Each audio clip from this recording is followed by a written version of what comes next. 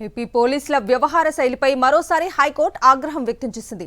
పత్తికొండ న్యాయవాదుల సంఘం పిటిషన్పై విచారణ జరిపిన ధర్మాసనం బాధ్యులైన పోలీసులపై ఏం చర్యలు తీసుకున్నారో చెప్పండి అని ప్రశ్నించింది.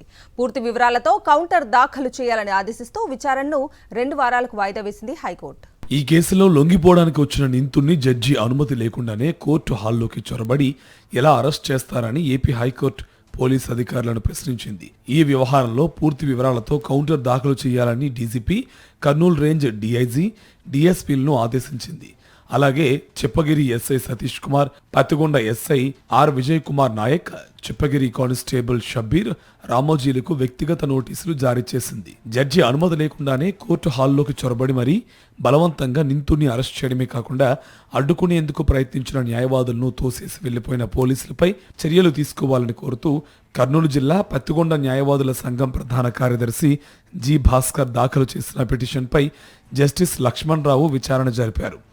పిటిషనర్ తరపున న్యాయవాది కేవి రఘువీర్ వాదనలు వినిపించారు. చిప్పగిరి మండలం డేగులపాడుకు చెందిన శివయ్య గంజాయి సాగు చేస్తూ ఉండడంతో అతడిపై చిప్పగిరి పోలీస్ స్టేషన్లో కేసు నమోదైంది. దీంతో అతడు లొంగిపోయేందుకు గత నెల 24న పత్తికొండ కోర్టుకు వచ్చాడు. తన న్యాయవాది ద్వారా సరెండర్ పిటిషన్ దాఖలు చేయించాడు. ఈ పిటిషన్పై జడ్జి నిర్ణయం కోసం శివయ్య కోర్టులో వేచి చూస్తూ ఉండగా పోలీసులు మఫ్టీలో కోర్టు హాల్లోకి దూసుకొచ్చి బలవంతంగా శివయ్యను లాక్కు వెళ్లి అరెస్ట్ చేశారు. దీన్ని అడ్డుకోబోయిన న్యాయవాదులను సైతం తోసేశారు. ఇందుకు సంబంధించిన వీడియో సామాజిక మాధ్యమాల్లో విస్తృతంగా సర్క్యులేట్ అయింది. కోర్టు హాల్లోకి ప్రవేశించేందుకు ఆ కోర్టు న్యాయాధికారి అనుమతి తీసుకోలేదు.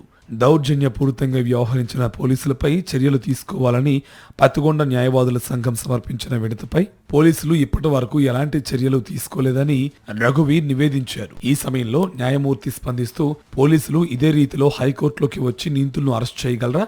రిజిస్ట్రీ అనుమతి తీసుకోకుండా అరెస్ట్ చేస్తారా? మరి కింది కోర్టులో కూడా జడ్జి అనుమతి లేకుండా నేరుగా కోర్టు హాల్లోకి వచ్చి మరి ఎలా అరెస్ట్ చేస్తారు అని ప్రశ్నించారు. బాధ్యులైన పోలీసులపై ఏం చర్యలు తీసుకున్నారు? వారిని బదిలీ చేశారా లేదా అని అడిగారు. ఇలాంటి వాటిని అనుమతిస్తే పోలీసులు ఏమైనా చేస్తారు అని ఘాటుగా వ్యాఖ్యానించారు. అయితే పోలీసుల తరపున వాదించిన ప్రభుత్వ సహాయ న్యాయవాది ఆ పోలీసులకు ఛార్జ్ మెమోలు ఇచ్చినట్టు చెప్పారు. ఈ ఘటనపై సంబంధిత కోర్టు మెజిస్ట్రేట్ జిల్లా ఎస్పీకి రాసిన లేఖ ఆధారంగా బాధ్యులైన పోలీసులపై క్రమశిక్షణ చర్యలు చేపట్టామని తెలిపారు. దీంతో బాధ్యులైన పోలీసులను సస్పెండ్ చేశారా లేదా అని ప్రశ్నించిన న్యాయమూర్తి సస్పెండర్ చేసి ఉండర్లే అంటూ నర్మగర్భంగా వ్యాఖ్యానించారు. కోర్టు హాల్లోకి చొరబడి మరీ అరెస్ట్ చేసిన పోలీసులకు జస్టిస్ లక్ష్మణ్ రావు వ్యక్తిగత నోటీసులు జారీ చేశారు. పూర్తి వివరాలతో కౌంటర్లు దాఖలు చేయాలని పోలీసు ఉన్నతాధికారులకు ఆదేశిస్తూ విచారణను 2 వారాలకు వాయిదా వేశారు.